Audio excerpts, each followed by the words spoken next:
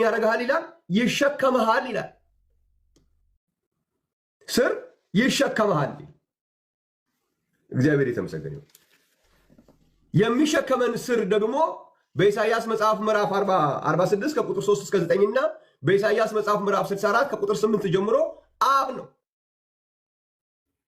እግዚአብሔር ይመስገን። አብ ነው የሚሸከመን። መጽሐፍ ቅዱስ የሚሸከም ብሎ እግዚአብሔር ወልድ የሚባል ተሸካሚ የለውም። ወልድ የሚባል ተሸካሚ አልፈጠረም። የለም ማስረጃ። አብ ነው።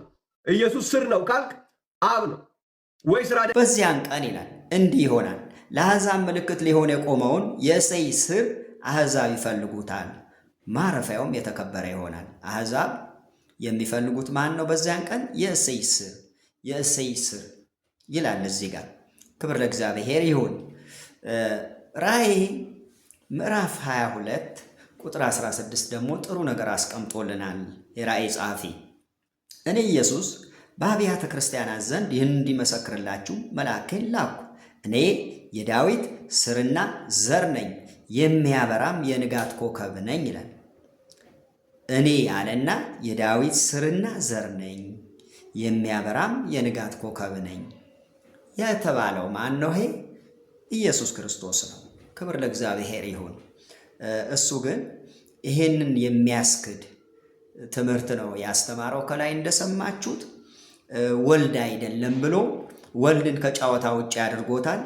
በእርግጥ በኦል ጂሰስ አስተምሮ ኢየሱስ ክርስቶስ አብ ነው ስለሚሉ ትምህርቱ አይመጣለትም። አንደኛ ከአለቆችም ጋር ሊያጋጨው ስለሚችል አልፈርድበትም። በዚህ ራእይ ምዕራፍ 5 ቁጥር 5 ከሽማግሌዎችም አንዱ አታልቅስ፣ እነሆ ከይሁዳ ነገድ የሆነው አንበሳ እርሱም የዳዊት ስር መጽሐፉን ይዘረጋ ዘንድ ሰባቱንም ማኅተም ይፈታ ዘንድ ድል ነስቶል አለኝ።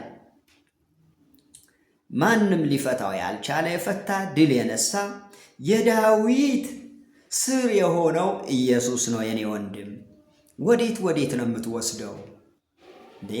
መጽሐፍ ቅዱስ እኮ የራሱ ፍቺ አለው፣ የራሱ አውድ አለው እኮ።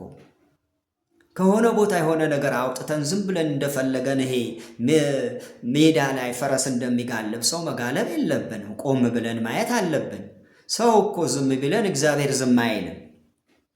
የሐዋርያት ሥራ ምዕራፍ 13 ላይ ከቁጥር 22 እስቲ እንዲህ ላንብብ። እርሱንም ከሻረው በኋላ ዳዊት በእነርሱ ላይ እንዲነግሥ አስነሳው፣ ሲመሰክርለትም እንደ ልቤ የሆነ ሰው ፈቃዴንም ሁሉ የሚያደርግ የእሴይን ልጅ ዳዊትን አገኘሁ አለ። ቁጥር 23 አስተውላችሁ ስሙኝ። ከዚህ ሰው ዘር ከዳዊት ዘር እግዚአብሔር እንደ ተስፋው ቃል ለእስራኤል መድኃኒትን እርሱም ኢየሱስን አመጣ። ከዳዊት ዘር ለእስራኤል መድኃኒት ሆኖ የመጣው ማን ነው ይለናል? ይሄ ስፍራ ኢየሱስ ነው። ይሄን ቃል አንብበው የምታውቅ አይመስለኝም።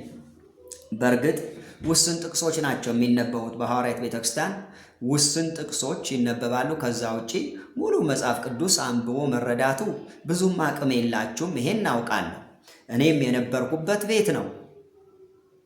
ስለማውቀው ሁሉ ነገር ጓዳ ጎድጓዳውን ስለማውቀው እኔም መዋሸት አትችሉም።